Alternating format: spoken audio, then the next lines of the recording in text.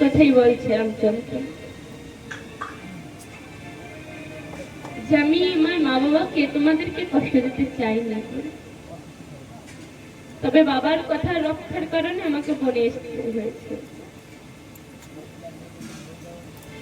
ভরত বলছো দাদা এখনই তুমি বাড়ি চলো।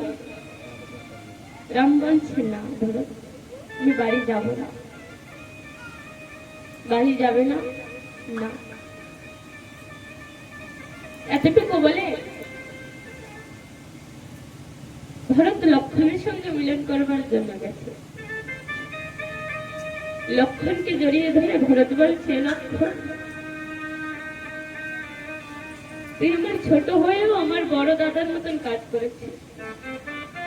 আমি তো মাত্র বয়সে বড়, তবে আমি তোর ছোট, তুই আমার বড় হয়েছিস। তুই দাদার সঙ্গে মনে চলে এসেছিস, তোর মতো আনন্দ আমি কেন পাইনি, আমার এত সুন্দর সৌভাগ্য কেন হয়নি? আমি দাদার সঙ্গে, তাহলে দাদা যখন আমার সঙ্গে বনে যাবে না, তাহলে আমি আমার সঙ্গে দাদা যখন মহলে যাবে না, রাজ্যে যাবে না, তাহলে আমি দাদার সঙ্গে বনে থেকে যাই। লক্ষণ বলছে, না দাদা তুমি বাড়ি যাও। তুমি যদি বাড়ি না যাও, তুমি তাহলে রাজ্যের কি হবে, অযোধ্যার কি হবে বলো? ভরত বলছে, অযোধ্যা আমি গেলেও অযোধ্যার কিছু হবে না। রাম চলে এসেছে, অযোধ্যা তেমনই দুঃখে কষ্টে এখনো আছে। আর এক দুদিন থাকবে না, বলে 14 বছর অযোধ্যার এই পরিস্থিতি থাকবে। কেন কি অযোধ্যার প্রাণ রাম নেই অযোধ্যায়।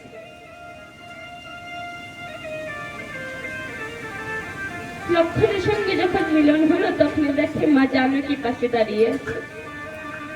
ভরত গিয়ে মা জানকীর চরণে নিজের মাথা রেখে কান্না করছে, ও মা তুমি চলো বাড়ি। মা জানকীকে ভরত বলছে, ও মা তুমি বাড়ি চলো, তুমি না গেলে দাদাও যাবে না। জানকী বলছে, দেখো ভরত, আমি যদি যাই তোমার সঙ্গে বাড়ি, তবুও তোমার দাদা আমার সঙ্গে যাবে না, সে পড়েই থাকবে। তবে আমি এত কষ্টে তোমার দাদাকে রেখে যেতে পারবো না, আমি তোমার দাদার সঙ্গে এখানেই থাকবো। বড় বড় ভক্তেরা বলে যে যখন ভরত জানকীর চরণে মাথা রেখেছিল, তা এখন একটা প্রশ্ন ওঠে কি, যে বলো ভরতের মাথা ধন্য হয়েছে না জানকীর চরণ ধন্য হয়েছে? ভরতের মাথা কেন?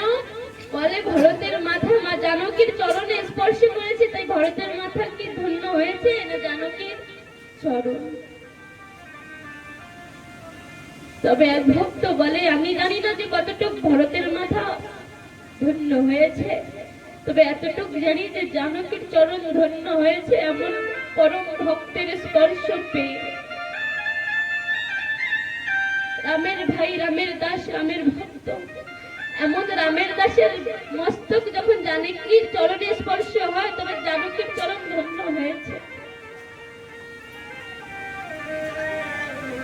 জানকী বলে, ভরত তুমি ওঠো, বাড়িতে যাও। ভরত বলে, বাড়িতে তো যাবো, তবে কি মুখ নিয়ে যাবো বলো?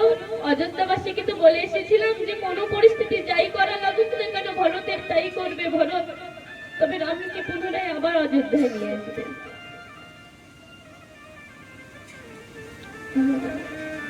এত করে বললো রামচন্দ্রকে, বাড়ি চলো দাদা। রাম যাবে না। রাম বলল, ভরত তুমি বাড়ি গিয়ে শাসন করো, রাজ্য চালাও। ভরত বলে, ওই রাজ সিংহাসনে আমি বসতে পারবো না। কেন? বলে, ওই সিংহাসনের উপরে আমার দাদার অধিকার, তোমার অধিকার দাদা, আমার অধিকার না। ওই সিংহাসনের যোগ্য তুমি, আমি না। আমি সিংহাসনে বসতে পারবো না। তুমি অনুমতি দিয়েছো, আমাকে তুমি আদেশ করেছো যে আমি রাজ্যকে সুন্দর করে রাখবো, আমি একটা দাসের মতন অতটুকু করতে পারবো, তবে ওই সিংহাসনে ভরত বসবে না। তাহলে কি করতে হবে? ভরত বলে, যখন তুমি যাচ্ছ না বাড়িতে, তবে তোমার কাছ থেকে কিছু নিয়ে যাবো। বলে কি? বলে, যদি এই ভরতের প্রাণ তুমি বাঁচাতে চাও, তুমি যদি চাও যে ভরত বেঁচে থাকবে 14 বছর, তবে তোমার এই যে চরণ পাদুকা তুমি পড়ে আছো, এই পাদুকা আমাকে দিয়ে দাও।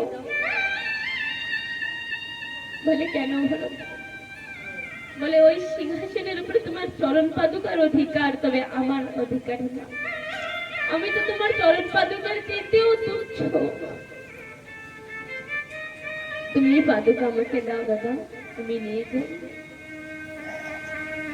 কেন কি, ওই তুমি তো না, তবে তোমার পাদুকা আমার প্রাণ রক্ষা করতে পারবে। ওই চরণ পাদুকার ভরসে আমি 14 বছর নিজের প্রাণকে আটকে রাখতে পারবো, বাঁচিয়ে রাখতে পারবো নিজেকে। এখানে বলে, এই চরণ পাদুকার এত মহত্ব কেন জানো? যে চরণ পাদুকা ভরতকে 14 বছর বাঁচিয়ে রেখেছিল, কেন এত মহত্ব কেন? বলে, যখন রাম আর জানকীর বিবাহ হচ্ছিল, বিবাহের পরে মা জানকীর যত সখীগণেরা ছিল, রামের চরণ পাদুকাকে একটা থালে রেখে উপর দিয়ে বস্ত্র দিয়ে ঢেকে দিয়ে রামকে বলছে, ও রাম, তোমার বিবাহ তো আমার সখীর সঙ্গে হয়েছে। বলে, আমার সখীর সঙ্গে হয়েছে, তবে এই বিবাহ সম্পূর্ণ এখনো হয়নি। বলে, কেন? সমস্ত নিয়ম তো হয়ে গেছে, তবে বিবাহ সম্পূর্ণ কেন হয়নি? বলে, যতক্ষণ রামচন্দ্র তুমি আমাদের কুলদেবীকে প্রণাম করবে না, ততক্ষণ তোমার বিবাহ সম্পূর্ণ হবে না। তখন এই থালের ভিতরে রামের চরণ পাদুকা নিয়ে হাসি ঠাট্টা করবে সবাই, একটু বস্ত্র দিয়ে ঢেকে এনে বলছে, ও রামচন্দ্র দেখো, এই যে আমাকে কুলদেবী, তুমি একটু মাথা নত করো তুমি এর সামনে। তখন ভরতে এসে চরণ পাদুকাকে ধরে নিজের বক্ষস্থলে লাগিয়ে বলছে, ও দাদা, এ কোনো কুলদেবী নয়, এ হচ্ছে এই সখীদের একটু মজাক ঠাট্টা করছে, তাই তোমারই চরণ পাদুকায় তোমারই মাথা নত করেছে। রামচন্দ্র তো হেসে দিয়ে চলে গেছে, তবে চরণ পাদুকা বলেছে, ও ভরত, আজকে তুমি এই চরণ পাদুকার সম্মানের রক্ষা করেছো কেন? আজকে যদি আমার স্বামী, আজকে যদি আমার রামচন্দ্র আমার সামনে মাথা নত করতো, তবে এই চরণ পাদুকার সম্মান আর থাকতো না। তবে যেমন করে তুমি আজকে আমার মান সম্মান রক্ষা করেছো, ভবিষ্যতে তোমার প্রাণকে আমি রক্ষা করবো। চরণ পাদুকার কথা গায়, যেমন করে আজকে তুমি আমার মান সম্মান রক্ষা করেছো, ভবিষ্যতে আমি তোমার প্রাণেরও রক্ষা করব। তাই আজকে ভরতের সে পূর্বদিনের কথা মনে পড়ে গেছে, যে চরণ পাদুকা আমাকে যে কথা দিয়েছিল যে আমার প্রাণের রক্ষা করবে, তা আজকে সেই চরণ পাদুকাকে পুনরায় ভরত বক্ষস্থলে লাগিয়ে বলছে, চরণ পাদুকা ধন্য তুমি, আজকে যদি ভরত বেঁচে আছে, তবে তোমারই কৃপা, তোমারই করুণায়। এতটুকু বলে ভরত রামকে বলছে, ও দাদা, যখন তুমি যাবে না বাড়ি, তাহলে আমি এখনই গমন করি, তবে আমাকে তুমি কথা দাও, তুমি 14 বছর যেদিন বিশ্রাম হবে, তুমি সেদিনই অযোধ্যায় পৌঁছবে। তুমি যদি 14 বছরের একদিনও বেশি এই বনে থাকো, তবে ভরত নিজের প্রাণ ত্যাগ করে দেবে। ভরত শুধুমাত্র 14 বছর বেঁচে থাকতে পারে রাম ছাড়া, কেন কি বাবা আজ্ঞা দিয়েছে, বাবা অনুমতি দিয়েছে, আদেশ করেছে, শুধুমাত্র তাই। তবে 14 বছরের জন্য একদিনও বেশি না হয় না। তুমি যদি চাও যে এই ভরত বেঁচে থাকে, তবে এতটুকু কৃপা করো এই ভরতের উপরে। রাম বলছে, ও ভরত, ভগবান হওয়া এত শান্তি নেই রে, এত আনন্দ, এত সুখ নেই, যত সুখ একটা ভালো মানুষের দাদা হয়, একটা ভালো ভাইয়ের দাদা হয়, যত সুখ, এত সুখ নেই। ভগবান হতে অত সুখ কেউ পাবে না কোনো ভগবানের। তবে আজকে আমি কথা দিচ্ছি, ভরত, 14 বছরের বেশি আমি একদিনও এই মনে থাকবো না।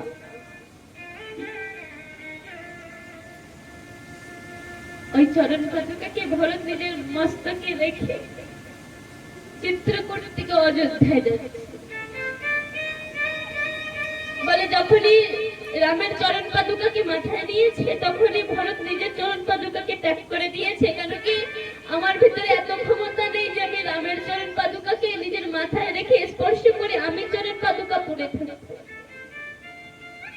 এতটুকু যোগ্যতা আমার নেই। বলে এই ঘোড়ার পিঠে করে যাওয়ার মতন যোগ্যতা আমার নেই, রামের পাদুকা নিয়ে যাবো তো তাই সব ত্যাগ করে দিয়ে সবাইকে বলছে তাহলে তোমরা যাও রথে, আমি আমার রামের চরণ পাদুকাকে মাথায় করে নিয়ে অযোধ্যায় আসছি। ভরত রামের চরণ পাদুকাকে মস্তকে করে নিয়ে চিত্রকূট থেকে অযোধ্যায় যাচ্ছে। রাম লক্ষ্মণ আর জানকী একভাবে চাইয়ে একভাবে করে দেখছে ভরত। রামও চায় না যে আমি আমার ভাইকে কষ্ট দিই, তবে বাবার কথা, বাবার আদেশ, তাই রামকে যেতে দেবে। তাই রাম আজ্ঞা দিয়েছে, অনুমতি দিয়েছে যে তুমি যাও। ভরত বাড়িতে অযোধ্যায় এসে চরণ পাদুকার পূজা করে চরণ পাদুকাকে সিংহাসনে রেখেছে, চরণ পাদুকাকে রেখে সিংহাসনে। অযোধ্যাবাসী মনে করেছে যে মনে হয় রাম এসেছে। পুনরায় অযোধ্যাবাসী সমস্ত রাজমহলের সামনে এসে যায় আর বলে কোথায় রাম, রাম এসেছে। ভরত বাইরে এসে বলে শোনো অযোধ্যাবাসী, তোমাদের সবাইকে যে কথা দিয়েছিলাম দিয়েছিল এই ভরত, সে কথা রাখতে পারি না। অনেক কষ্ট করেছি, অনেক ভাবে বুঝিয়েছি রাম দাদাকে, তবে দাদা আসেনি, অনেক ভাবে বুঝিয়েছি। অযোধ্যাবাসী বলছে তাহলে গেছিলে কি করতে যখন রামকে আনতে পারোনি, কি করতে গেছিলে? ভরত বলছে দেখো যেমন ভাবে রাম এই রাজ্যকে ত্যাগ করেছে 14 বছরের জন্য, আজ থেকে এই ভরত 14 বছরের জন্য এই অযোধ্যাকে ত্যাগ করে দিল। শত্রুঘ্নকে বললে ভাই যেখানে রাম নেই সেখানে ভরত নেই।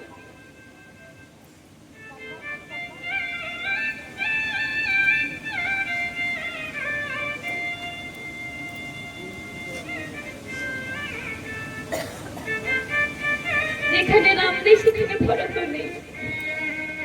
লক্ষ্মণের তো কোটি কোটি জন্মের সৌভাগ্য যে রামের সঙ্গে বনবাসে আছে,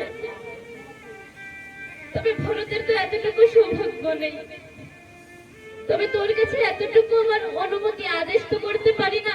আদেশ করার মতন সেই যে আমার একটা পাত্রতা ছিল, সে পাত্রতা আমি হারিয়ে দিয়েছি। কেন কেন কি আমি কই গর্বে জন্ম নিয়েছি, তার কারণে আমি আমার আদেশ করার মতন ক্ষমতা নেই। তো ওকে যে আমি আদেশ করবো, তাই এতটুকু তোর কাছে নিবেদন যে আমি আজকে এই অযোধ্যাকে ত্যাগ করে নন্দীগ্রামে যাচ্ছি।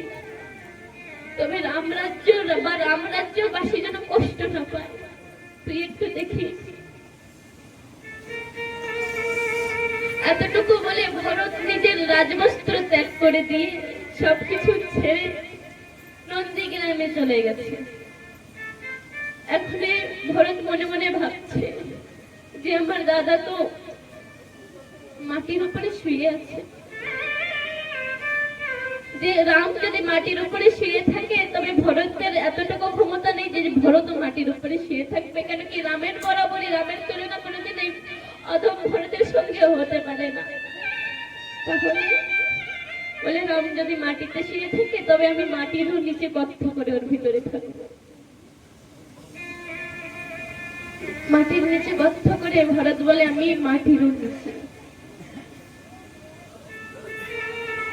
বলে রাম তো বনে আছে, আমার দাদা তো বনে আছে, তবে দাদা তো বনের ফল খেয়ে জীবনকে কাটাচ্ছে। তবে এই ভরতের এতটুকু যোগ্যতা নেই, এতটুকু ক্ষমতা নেই যে ও বনের ফল খাবে। কেন কি রাম খাচ্ছে, যদি ভরত সেই বনের ফলই খেয়ে যদি জীবন যাপন করে রাম আর ভরত তো এক হয়ে যাবে। তবে দাসের মালিক আলাদা হলো কোথায়? তবে তো দাসের মালিক এক হয়ে গেল। তো বলে না যে গাভীরা যে গোবর দেয় ওই গোবরের ভিতরে যে বীজ থাকে, ভরত 14 বছর ওই বীজ খেয়ে ওই আহার খেয়ে নিজের জীবনকে কাটিয়েছে। বলে যতটুকু রাম কষ্ট করেছে, যতটুকু লক্ষণ কষ্ট করেছে, তার দ্বিগুণ কষ্ট করেছে ভরত।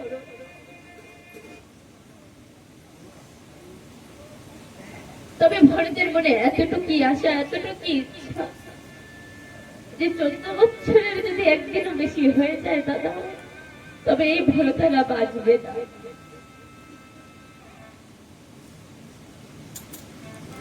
এমন ভাবে ভরত নিজের জীবন যাপন করছে নন্দীগ্রামে। কই একদিন ভরতের কাছে গিয়ে বলছে নিজের সন্তানকে, ভরতকে, ভরত বাবা তুই রাজমহলে থাকবি না? ঠিক আছে, তো থাকার দরকার নেই, তুই এখানে থাকবি, থাক। তবে এমন ভাবে তোর জীবন কি কাটাস না, খুব কষ্ট হচ্ছে তোর।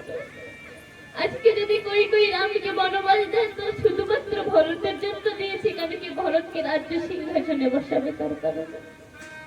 আমি কোনোদিনও চাইনি ভরত যে তুই এত কষ্ট কর, তোর এত কষ্ট হবে না।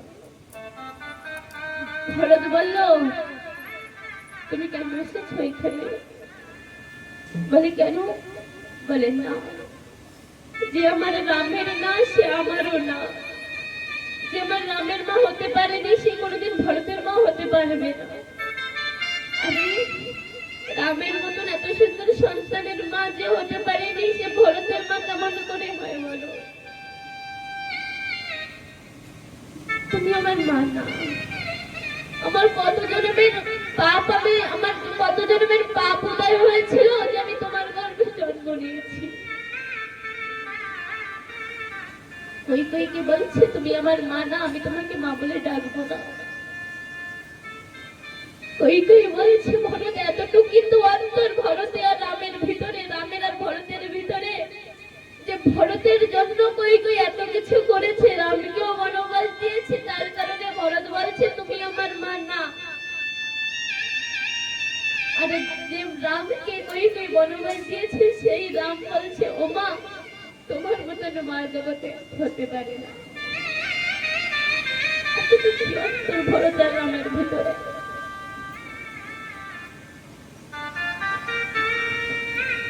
কই মনে মনে ভাবে, সারা জীবন রাম বলেছে ও মা আমাকে সবচেয়ে বেশি ভালোবাসে তো আমার কই, আমার কৌশল্যা মা আমাকে এত ভালোবাসে না যত কই মা ভালোবাসে। তবে এত অপমান সহ্য করে কই মনে মনে ভাবছে রাম কেন তুমি আমার থেকে কথা নিয়েছিলে যে আমি তোমাকে বনবাসে দেব? যখন বাল্যকালে রাম সবচাইতে বেশি কৈকর সঙ্গে খেলা করত, সবচাইতে বেশি কৈকর সঙ্গে থাকত। একদিন কই ঘরে বসে আছে, তো রাম পিছন দিয়ে গিয়ে কই নেত্র বন্ধ করেছে হাত দিয়ে। আর রাম বলছে ওমা বলো না কে আমি? কই জানে এত সুন্দর যার বল, এত সুন্দর যার আওয়াজ, সে আমার রামই হতে পারে। তবে কই একটু হাসি করে বলে এই যে তোমার ভরত, যখনই বলেছে এই যে তোমার ভরত, রাম সামনে এসে বলে ওমা আমি তোমার রাম, আমি তোমার নেত্র বন্ধ করে তোমার সঙ্গে খেলা করছিলাম আর তুমি মনে করেছো ভরত। তুমি রামের আওয়াজ, রামের ভাষা, রামের বলা চেনো না? বলছে রাম আমি জানি তুই, তবে আমি একটু হাসি ঠাট্টা করছিলাম। রাম বলছে ও মা যাই করো না কেন, তুমি হেরে গেছো আমি জিতে গেছি, তুমি বলতে পারো না। এখন আমি যা চাইবো তোমাকে তুমি আমাকে তাই দেবে। কই বললো ঠিক আছে তুই যা চাবি তোকে আমি তাই দেবো। রাম বললো প্রথমে কথা দাও তুমি আমাকে। রাম তোকে আমি কথা দিলাম, তুই যা চাবি তোকে বাবা তাই দেওয়া হবে। তখন রাম বলে ওমা যখনই আমার 24 বছর বয়স হবে, বলে হ্যাঁ 24 বছর বয়সে যখন আমার বাবা আমাকে বলবে যে রামকে আমাকে সিংহাসনে বসাতে হবে, রাজা বানাতে হবে, বলে তখন তুমি বাবাকে বলবে যে আমাকে যেন রাজা না বানায়। বলে কেন? বলে না মা, তুমি আমাকে কথা দিয়েছি আমি